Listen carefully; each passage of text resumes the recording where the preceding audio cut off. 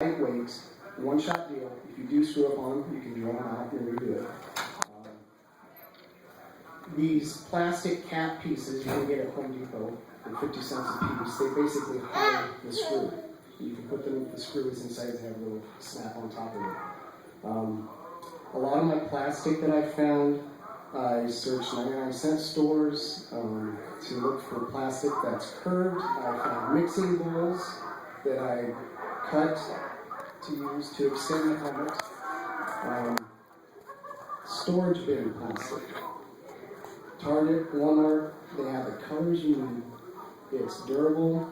They have different thicknesses. Different brands of storage bins have different thicknesses of plastic. Again, I use those rivets for that. I also use the two-piece hammer rivets for that. Having a belt sander helps too. When sanding around this. The visor piece on the forehead is acrylic clear plastic that I got at Home Depot. It's 1/4 inch thick. How I got the glossy lip on it is because it has a clear protective coating when you buy it on both sides. I cut it to the shape I wanted it, and I sanded all the way around the edges, buffed it as much as I could. On the back side, I peeled one protective layer off, and I painted the back side. Let that cure and dry. Then I put clear packing tape over it, so it wouldn't scratch. And then when I was done, I peeled the other protective coat on the front, and that's how I got that effect with it looking shiny and glossy. This is one of the shoulder pieces. This is all storage bin plastic. It came originally white. I didn't have to paint it. Wear and tear, it's going to get scratches. Gives it the look that you want. Again, these are the rivets that I use. They come in standard sizes. You just drill a hole, same drill bit size that they say on the box. Put the rivet in, use the gun, it snaps off, you're done. Very durable, still flexible. Foam comes in packing foam, comes in real handy. And I can pass this around later.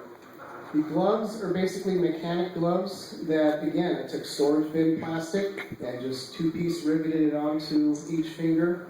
And then I took white nail polish and covered each rivet with white nail polish. The mask, the base of the mask I found at craft store, a masquerade mask. And I just added plastic pieces to it to extend it and give it more of a robotic look. The nose was very difficult. The eyepieces are cheap sunglasses that I just held them up to a belt sander and got the edges that I wanted. The sunglasses, the cheap ones, they're plastic lenses, they're not glass. And I found the tinted color I wanted. I need to make breather holes in this because they were fogging on the inside. The forearm piece, this is box material that I found at Home Depot for vinyl railings for your patio. That's exactly what the inner box is. The outer pieces are actual acrylic plastic that I found on usplastics.com. Reasonably priced. They come in various sizes of sheets, from 12-inch sheets to almost like 4-foot sheets. They have different colors, they have different shades, they have, they actually rate the plastic by how much sunlight penetrates it. Something like that. Yeah, see, who knows what I'm talking about. I've used a lot of rivets. I did try glue. He's right. Trial and error with glue. Please do trial and error. Some plastic, Gorilla Glue, Crazy Glue, they do make glue specific for plastics.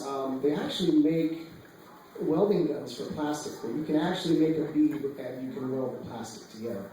I didn't have that in my budget.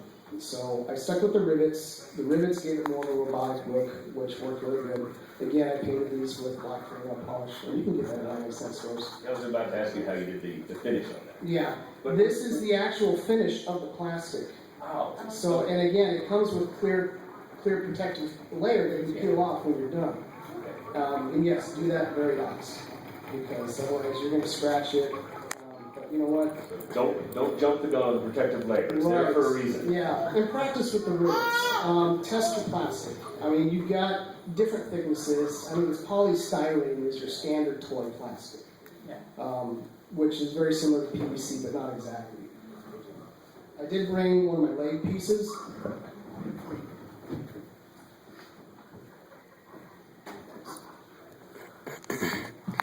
A lot of people ask me, where did I get the car?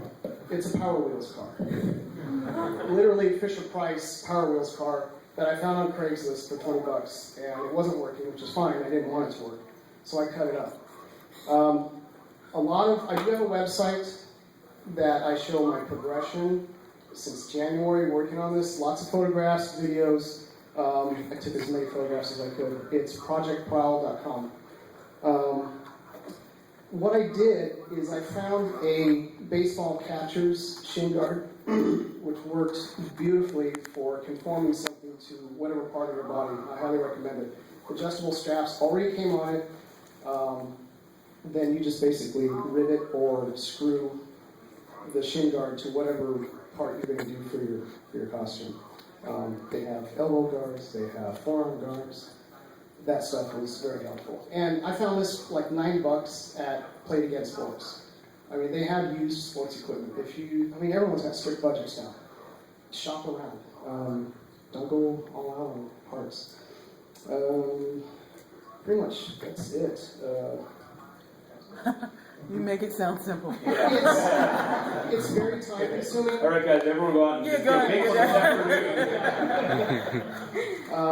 Other material I used was vinyl siding that I found at Home Depot. It comes in different thicknesses, and that's what I used for my platform feet. Because I had an 8-inch lift wearing this costume. You're not 6 foot tall? No, I'm 5'5.5". No, I couldn't believe it when I met him Friday. I was like, oh yeah, hey, you're John. And I was like, he's a really short guy. And I saw him again. I'm like, that's not the same dude. There's no way. The most expensive part was the decals. I had to order those online. There's a lot of specialized decal companies that make decals, and they'll ship them. You can do different sizes. I think mine was fastdecals.com. I used one for my car. I have the smoke screen out there, and I used got an eBay called Decal Ninja. He was really cool. Okay, so I have a question for both of you guys. How long can you wear that costume at a time, or any of your big build costumes? I've done this one for about, I think, 13 hours in one day at one con. Do you That- sweat? And Continuous? continuous. And Wow. the problem with it is, this costume is a full build. So it's armor head to toe. I'm wearing a wetsuit. I also have to paint my face, and I'm wearing a prosthetic neck piece so that you can't see the back of my head and my neck. And a Foley catheter so that you... Whenever I have to go to the bathroom, I have to have somebody help me de-armor. Help! That was my next question. How many people does it take to get you into a full build costume? This one, whenever I first made it, I had to have 2 people help me get in and out.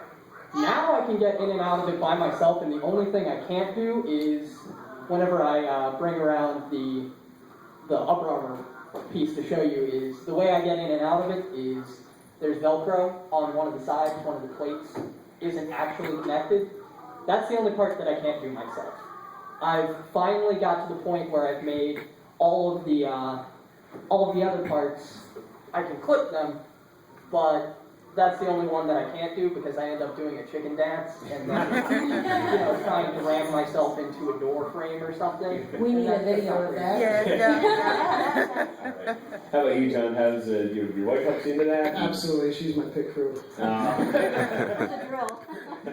With the drill. So you have to drilled? like electric screwdriver him into that thing? Yeah, no, I have a couple on the leg pieces. I have screw pieces that have to go Oh my goodness. Yeah, it's a 3-piece process. Now, can you go to the bathroom in that? No. No. I'm not Iron Man, I can't. It took me, I think, initially 30 minutes, and I've done 2 dress rehearsals at home, about 20 to 30 minutes to put it on. Yesterday morning, it took an hour because I had a strap break, but I brought tools with me, I'm glad I did. I was able Like, to- that's another thing, if you're gonna do this, that I've learned, if you're going to do costuming, bring repair kits with you all Yes. the time, and extra parts, and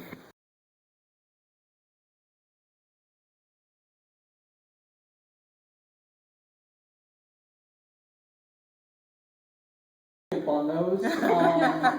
The leg pieces to this are essentially held to the belt pod piece that I made for it by parachute clips, and one of the ones on my back right ended up getting overused, essentially, so it wouldn't stay, and after walking around for a bit, it would unclip, so somebody would have to essentially reclip my butt.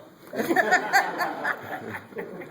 nobody likes doing that. well, it is Dragon Con, someone might like it. Yeah. Again, we need a video of that. Cool. So, do you guys have any questions for these guys, or anything? You know, like I said, we don't do the big crazy builds, but we do General cosplay. costuming, and you go to Goodwill, or just building our own steampunk stuff. Which I should have brought some with me, but we just do. So, but if you have any questions for these guys, You had a question? all right. Okay. It's kind of a question because it would take another 2 years, but I already mentioned it. Prowl will have robots next year. If you can get the size to turn, if there's some way that you do like. I've seen those videos on Uh-huh. YouTube where they make the costume where the kids crouch down and they look like a Costume car. robot. I would probably break my back. Yeah. That's a young man's game. Yeah. I don't know. No, it's a very inventive idea. And I thought it did cost me money. Two questions. One for John. First, I know you kept telling me that siding on the feet, but how does it hold you up? I should have brought one in. Basically, it's, like I said, it's vinyl siding board. They say it's vinyl, but it's almost like PVC material. They have it different thicknesses from anywhere from 3/8 to an inch thick. And I used inch thick. They come in 12-foot lengths, unfortunately, but what I